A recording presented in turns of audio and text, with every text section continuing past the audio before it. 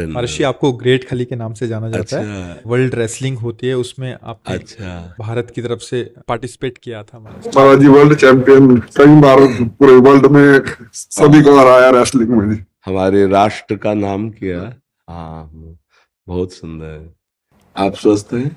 हाँ ठीक है महाराज। हाँ, हमारी प्रार्थना है जो भी नाम आपको भगवान का प्रिय उसको जपा भी कीजिएगा, क्योंकि ये शरीर एक दिन जाएगा, ये तो आपको पता है ना, जाएगा। देखो पहले जैसा था वैसा जो आज है वैसा कल नहीं, जैसा कल रहेगा वो परसों नहीं।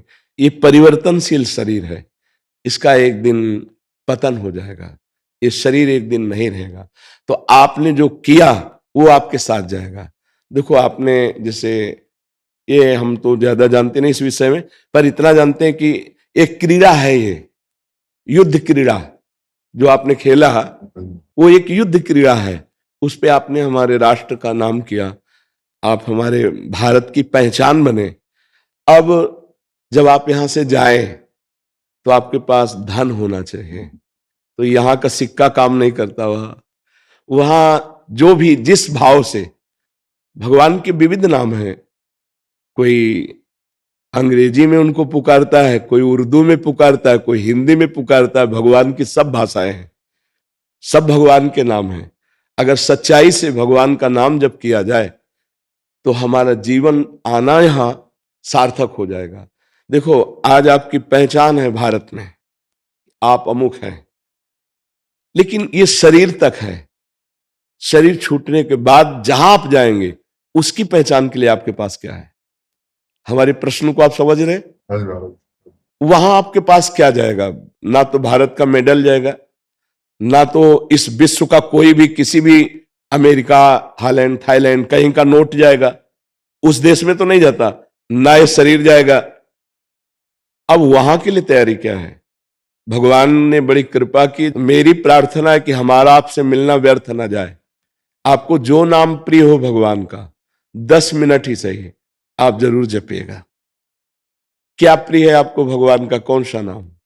महाराज जी मेरे को पहले मैं मानता, जैसे मतलब ना, जैसे भोलेनाथ को मानते हैं महाराज। वो एक जैसे बोलते हैं ना, एक मंदिर होता है गांव का, क्या बोलते हैं उसको, प्राचीन मंदिर, शिवालय, शिवालय मंदिर जी।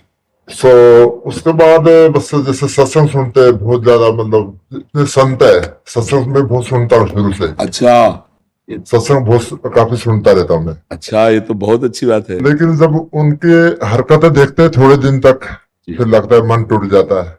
फिर मैं सोचा यार मतलब कि भाई सत्संग तो सुनो जी, लेकिन जो मेरे को अच्छा लगता है वो करूँ मैं। हाँ, नहीं, एक यहां मैं एक बात आपसे प्रार्थना करना चाहता हूं कि आप मिठाई पसंद करते हैं कि मिठाई वाले को पसंद करते हैं? मिठाई को। तो फिर मिठाई वाले से क्या लेना देना?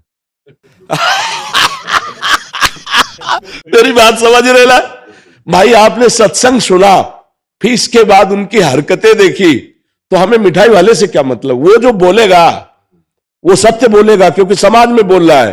वो पीछे जो कर रहा है वो भोगेगा, उसका बोया हुआ कर्म है, वो भोगेगा। मुझे मिठाई से मतलब है, ये मिठाई खाता है कि नहीं, ये कैसा है, मुझे इससे मतलब नहीं। मिठाई देखी और उसे खाया तो मुझे स्वाद आया। बात समझ में आई? आप यदि सत्संग सुन रहे हैं तो आपको महान बना देगा सत्संग। हाँ, ये जरूर है कि असली रुपए का ही नकली बनता है, असली रुपए का ही नकली बनता है। यदि हमें नकली नोट मिल चुका है तो असली की खोज करें, मिल जरूर जाएगा।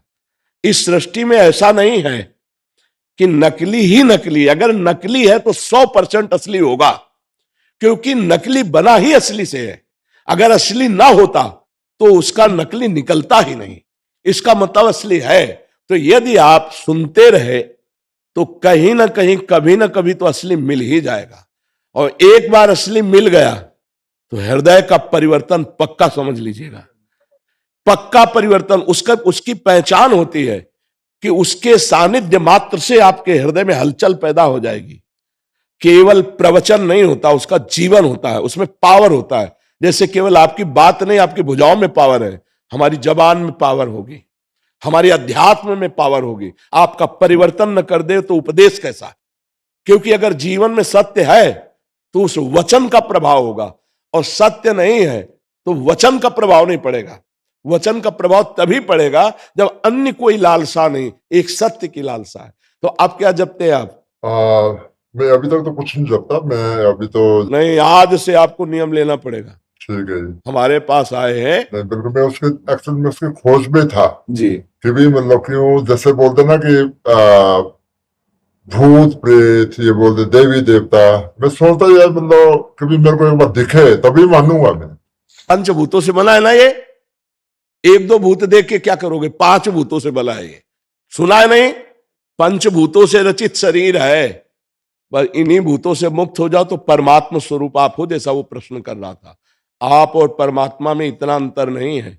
जैसे 1 चम्मच गंगा जल या 1 टैंकर गंगा जल या गंगा जल की धारा आप बोलोगे क्या? गंगा जल बोलोगे ना, तो जीव परमात्मा का अंश है ना। तो अंश का मतलब क्या हुआ? भगवत स्वरूप। अब इस शरीर में राग होने के कारण फंस गए। कोई भूत प्रेत, कोई भी इधर उधर जो भागने की दृष्टि मत लाओ। एकमात्र परमात्मा के सिवा कुछ नहीं। वही नाटक कर रहा है, वही स्त्री बना हुआ है, वही पुरुष बना हुआ है, वही ये पंचभूत। 1-2 भूत, इन्हें पंच महाभूत कहते हैं। पंच महाभूतों से रचित शरीर, सुना है आपने कि नहीं? ये शरीर पंच महाभूत है। छोटे मोटे भूत क्या कर लेंगे यार? छोटे मोटी शक्तियों की क्या? आप परमात्मा के अंश है जिनसे अनंत शक्तियों का विस्तार होता है। तो आपको किसी की बातों में नहीं आना। बिल्कुल महाराज, यही सुना कि भी हम मतलब हमारे अंदर खुद भगवान है। हाँ पक्का। तो भगवान है तो जैसे बोलते हैं भी मंदिर क्यों जाऊं मैं, हाँ, मैं किसी के उधर क्यों जाऊं, अब आपको सिर्फ सत्संग सुनता हूँ। हाँ, आपको एक बात है, आपके अंदर सारी विद्या पहले भी विद्यमान थी, लेकिन ककारा पढ़ना पड़ा ना, मास्टर के पास जाना पड़ा ना, इसके बाद आप पीएचडी कर पाए। विद्या तो पहले भी थी। ऐसे ही भगवान हैं, जैसे बहुत समझदारी से दूध में घी है, पूड़ी बना के दिखाओ, नहीं बनेगी ना। उसकी प्रक्रिया है, दूध का दही जमाओ, दही का मक्खन निकालो, मक्खन को गर्म करो, अब घी बन गया, पूड़ी निकाल लो। ऐसे ही परमात्मा है, उसकी प्रक्रिया है। वो प्रक्रिया संत महात्माओं के समीप जाने से, उनके वचनों से, प्राप्त उपासना की क्रिया से, तब वो अंदर प्रकाशित हो जाता है। वो है तो जैसे दूध में घी। मेहंदी का पत्ता देखा है? उसमें कभी लाली मिली है? खोज लेना, फिर मंगा के देख लेना। अगर एक रेशा लाली दिखाई दे तो बताना, लेकिन प्रक्रिया से जब उसको हाथ में लगाओ और फिर धो तो लाली ही लाली रहेगी। ऐसे ही परमात्मा है। कभी देखा है तुमने? नहीं। प्रक्रिया करोगे, साधना करोगे, यही दिखाई देगा। सबसे बड़ा मंदिर आपका हृदय है। बाहर घूम आओ और अगर अंदर के ठाकुर को नहीं पहचाना, यहां भगवान को नहीं देखा, कहीं नहीं मिलने वाला, और यहां देख लिया तो कुत्ते में भी वही दिखाई देगा, दूसरी जगह ले दिखाई देगा। समझ पा रहे आप? बिल्कुल महाराज, उसी की खोज पे हूँ मैं अभी तक भी। मतलब कैसे मतलब उससे मतलब कनेक्ट हूँ। हाँ, पहली सीढ़ी हमारी प्रार्थना मान लीजिए नाम जप है। तुम्हें नाम कौन सा प्रिय है? मैं तो सारे को मानता हूँ, मतलब एक पकड़ना पड़ेगा, एक नाम पकड़ो। महाराज जो आप बोले उसको पढ़ो। देखो, हम तो आशिक हैं वृंदावन के, और हमारा तो राधा राधा राधा राधा, तुमने सुना ही होगा। हमारा तो राधा राधा। पर महाराज जी मतलब जैसे राधा राधा बोले, भोलेनाथ का नाम जपे, बात तो एक ही है जी। तो उसमें से एक ही न जपना पड़ेगा, या मतलब जब तक एक में प्रीति नहीं होती, जैसे दूध की रबड़ी, दूध का अढ़ोता किया ना, और वो पेड़ा, फिर बर्फी, है तो सब दूध ही, लेकिन अपनी पसंद क्या है, पसंद क्या है, इसमें देखना पड़ेगा।